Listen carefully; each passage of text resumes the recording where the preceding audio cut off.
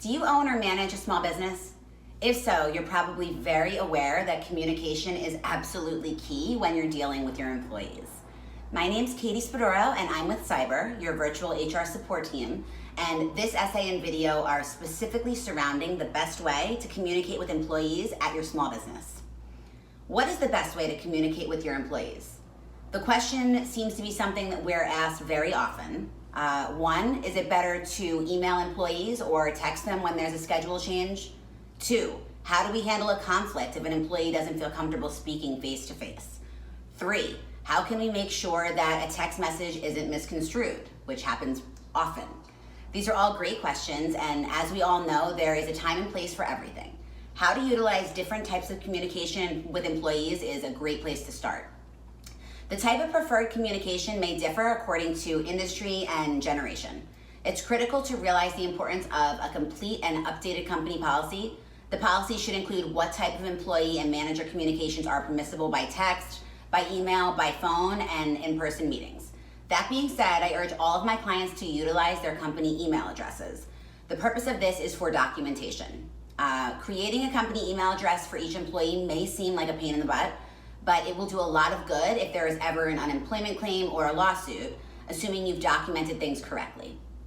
Learning what works best for individual businesses requires research. Studying common trends and the best practice for surveying employees are great options to figure out what will work best for you. Once the research has been done, company policy can be created.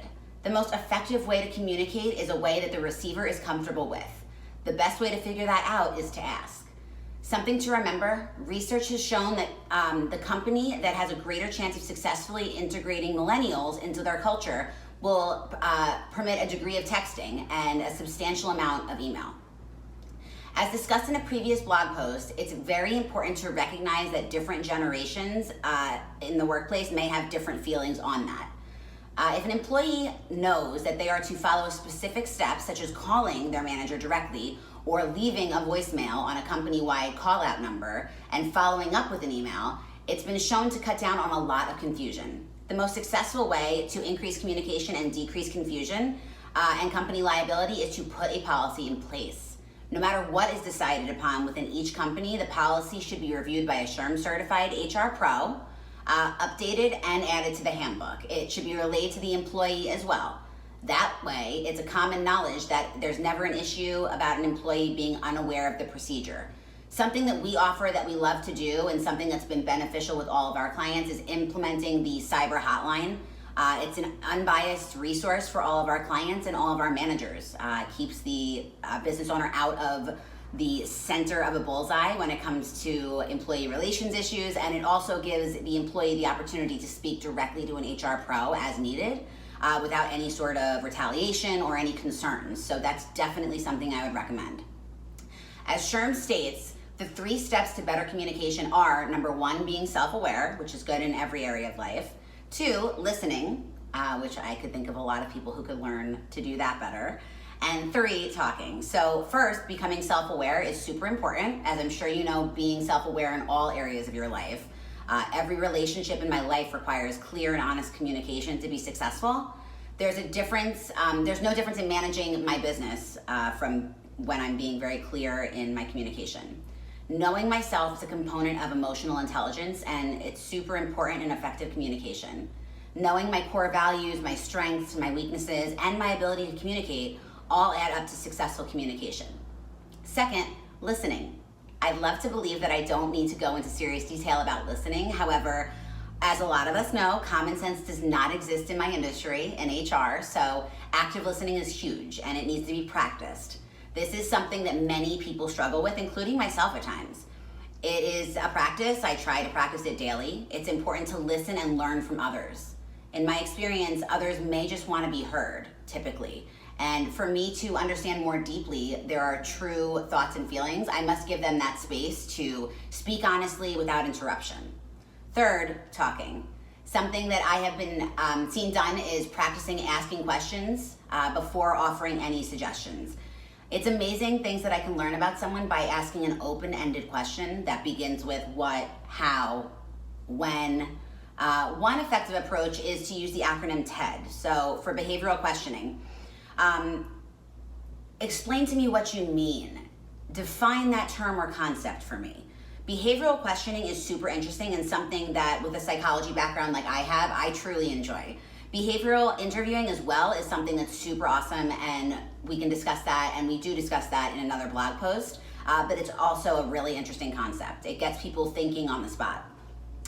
Okay, so that's great in general. What about super difficult conversations? Conversations about someone's bad hygiene, for example, that's bothering another employee.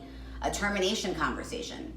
If possible, I absolutely recommend having these types of conversations in person or at least in a video conference where we can see each other. The full value of true communication can be lost when interacting through phone or email. Here are a few suggestions when managing difficult conversations. First, get to the point. This is my number one always.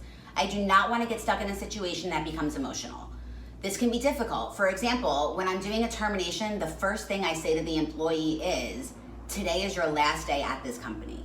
That way, no matter what is said after that, it's easy to go back to the point of the fact that the employee's last day is today. I've experienced situations where I've had my client try to terminate an employee, but they did not say that statement up front. So instead, the employee came in and began talking about their sick child and their divorce, etc.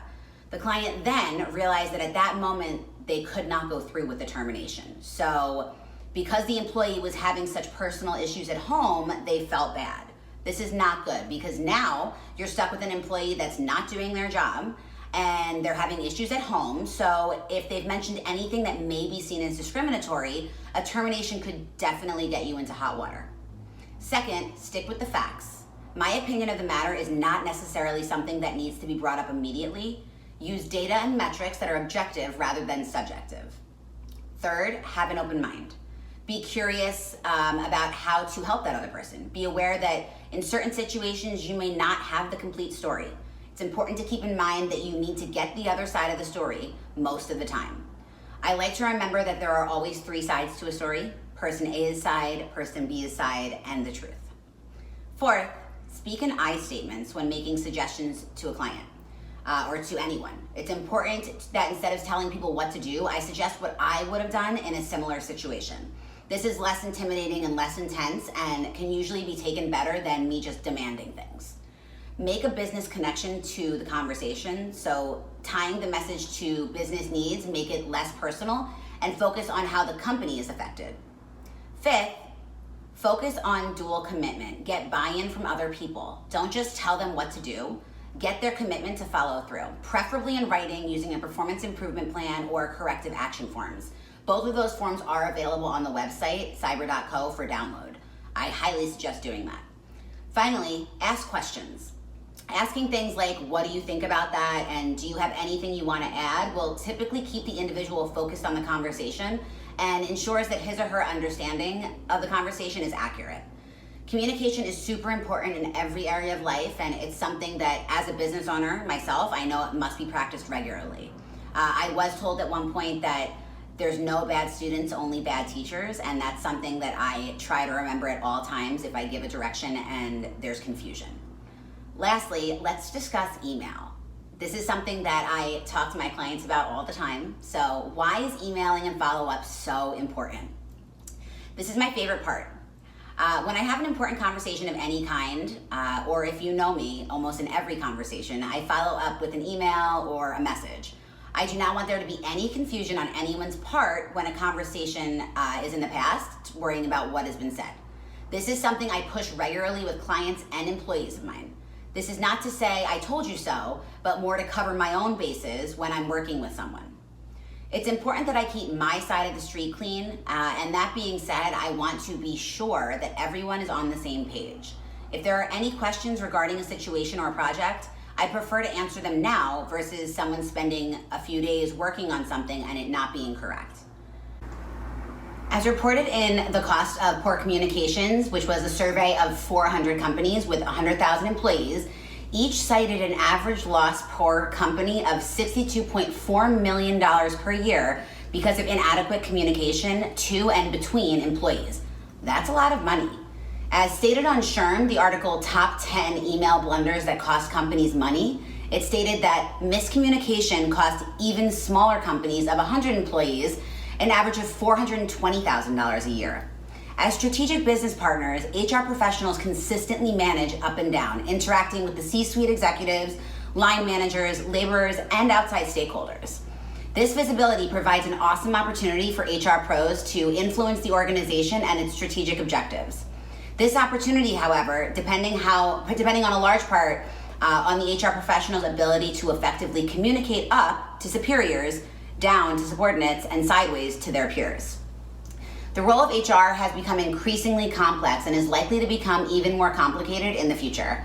Gone are the days of the personnel administrator sitting in a back office processing the company payroll, never to see the light of day or any real-life employees. Today's HR professionals have taken on a much more strategic role that has increased their visibility throughout their organizations. Overall, investing in communication at your business is critical. As a business owner, it's important that you consistently think about how to improve communications in your business. Visit us on cyber.co for further information or to speak with one of us or to sign up for the free hotline, and we look forward to speaking with you.